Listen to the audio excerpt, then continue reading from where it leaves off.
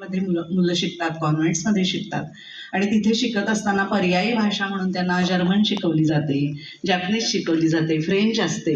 परंतु आपल्या महाराष्ट्रात आपल्या मातृभाषेतून निर्माण झालेल्या किंवा मातृभाषेला अधिक समृद्ध करणाऱ्या ज्या अनेक मराठीशी निगडीत विविध बोली आहेत त्या सुद्धा किती सुंदर आहेत. हे मुलांना जेव्हा सांगायला सुरुवात केली तेव्हा एक अतिशय वेगळा मुलांचा चेहरा सुद्धा एकदम असा आनंदित झाला आणि अरे असं पण असतं, ह्या पण वेगळ्या भाषा आहेत, आपण ऐकलं पाहिजे, आपण पाहिलं पाहिजे असं त्यांना वाटायला लागलं.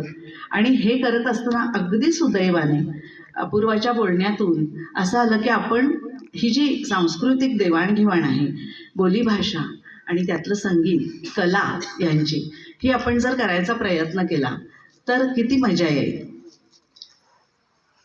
पुन्हा तेच की वेगवेगळ्या माध्यमाच्या ज्या स्कूल्स आहेत किंवा ज्या मुंबईमध्ये विविध शाळा आहेत, तर कल्चरल एक्सचेंजमध्ये मुलं बेल्जियमला जातात किंवा मुलं आणखीन कुठे स्पेनला जातात, परंतु आपल्याच राज्यातल्या आतल्या भागामध्ये जाऊन तिथल्या गोष्टी समजून घेऊ शकत नाहीत किंवा घेत नाहीत. पालक तिथपर्यंत पोचतच नाहीत खरं सांगायचं तर.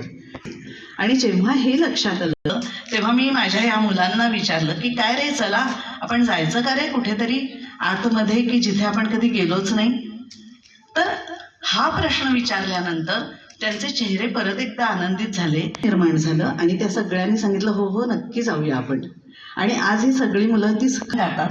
खूप त्यांचं गाणं तुम्ही ऐकायलाच, गेली 7-8 वर्षे ही मुलं गाणं शिकतायत आणि इथल्या मुलांच्याकडे सुद्धा येऊन त्यांची सुद्धा गाणी ऐकायचे, त्यांची नृत्य पाहायची. आत्ता आपण इतकी सुंदर नृत्य, कोरकू नृत्य पाहिलं, हे सगळं बघण्यात त्यांना अतिशय रस वाटतो. आणि हा रस निर्माण करण्याचं काम आनंद फाउंडेशन करत आहे. ज्या मुलांचे पालकही याच्यामध्ये त्यांनी रस घेतलेला आहे. सर्व पालकांनी अशा पद्धतीचा रस घेतला. महाराष्ट्र आणि विविध भाषांचं एकत्रीकरण होऊन एक अतिशय सुंदर असा नवा महाराष्ट्रीयन समाज निर्माण व्हायला मदत होईल असं मला वाटतं. कलात्मक समाज निर्माण व्हायला मदत होईल. आणि अशा ह्या उपक्रमासाठी मी अपूर्वा, ऋषिकेश सर आणि अर्थात आमचं कलांगण, आम्हा सर्वांनाच उभारी यावी यासाठी तुम्हा सर्वांकडे प्रार्थना करते. धन्यवाद. धन्यवाद मावशी. सांनी हा प्रयत्न केलेला असला तरी आणि जळगावच्या आजूबाजूच्या परिसरामध्ये अनेक मदतीचे हात समोर आले.